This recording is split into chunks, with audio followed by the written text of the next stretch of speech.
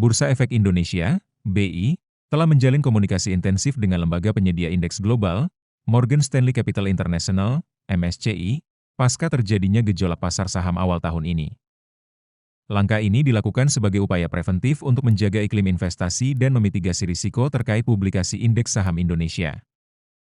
Salah satu poin yang dipaparkan BI saat bertemu dengan MSCI adalah implementasi peraturan satwa tentang pencatatan saham yang mensyaratkan peningkatan free float dari 7,5% menjadi 15%.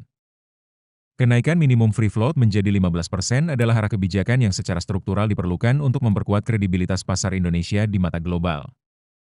Head of Research Kiwom Sekuritas Indonesia, Liza Camelia Suryanata mengatakan, tidak semua emiten dengan free float di bawah 15% adalah saham bermasalah. Banyak di antaranya memiliki fundamental yang baik, namun struktur kepemilikan yang masih terkonsentrasi. Sebaliknya, persoalan struktural pasar justru terlihat pada saham-saham berharga 50 dengan likuiditas semu, di mana investor kerap terjebak tanpa chance exit yang wajar. Selanjutnya Liza menambahkan, isu utamanya bukan pada angka free float, melainkan pada kualitas eksekusi dan desain transisinya. Reformasi ini tidak boleh menjadi respons reaktif terhadap tekanan atau downgrade asing, melainkan harus menjadi bagian dari pembenahan tata kelola pasar yang substansial dan berkelanjutan.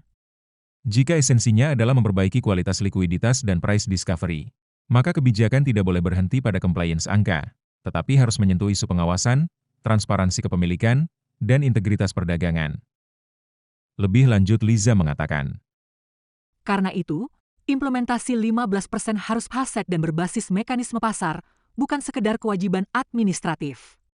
Dalam masa transisi 3 tahun, regulator dapat mempertimbangkan beberapa pendekatan alternatif. Pertama, stabilisasi seperti buyback.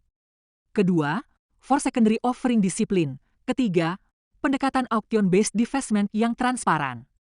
jika dirancang dengan tepat, kenaikan free float 15% bisa menjadi turning point bagi kualitas IHSG dan daya tarik pasar Indonesia. Namun, jika dieksekusi tanpa sensitivitas terhadap dinamika likuiditas dan stabilitas harga, risiko volatilitas jangka pendek dapat merusak kepercayaan yang sedang dibangun.